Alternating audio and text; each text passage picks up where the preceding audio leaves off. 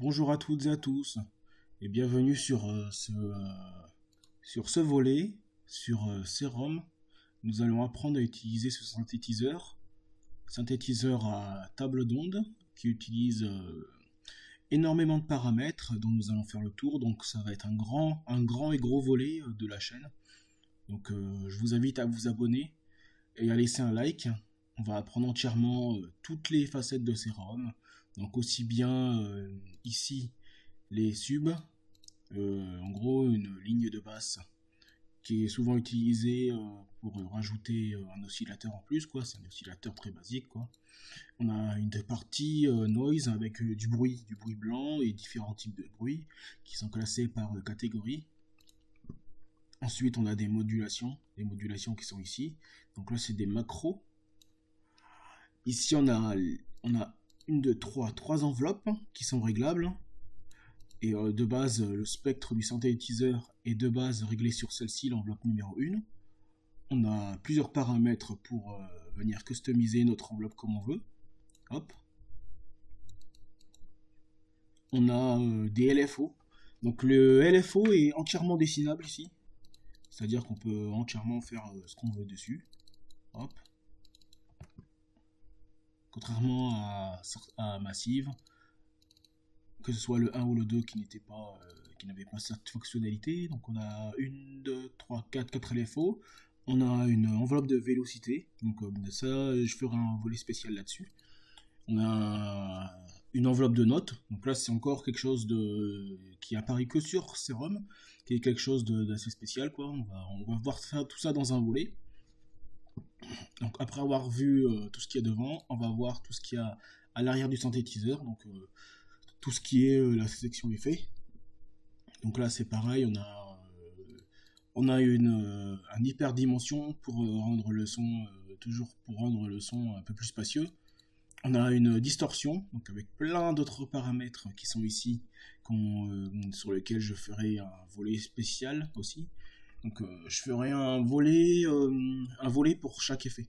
Ce sera plus simple, parce que sinon ça va être compliqué. Un flanger pour venir moduler les phases en forme de peigne.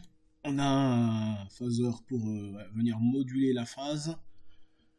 On a un chorus pour rajouter des voix artificiellement sur notre synthétiseur. Un delay pour faire du delay. On a un compresseur. Alors là, c'est le compresseur multiband. Compresseur multiband OTT. Donc là, c'est pareil. Il faudra vraiment. Je pense que je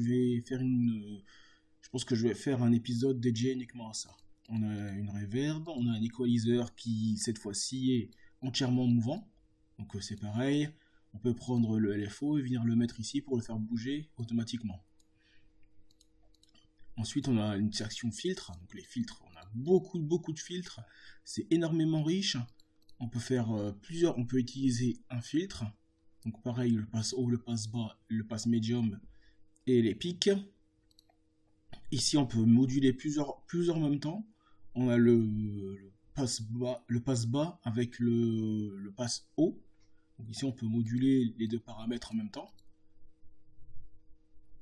Ensuite, on a carrément des flangers, mais en filtre. Donc là, on peut vraiment moduler comme on veut. Et ensuite, on a MISC. Après, c'est des synthétiseurs, c'est des filtres, mais spéciaux.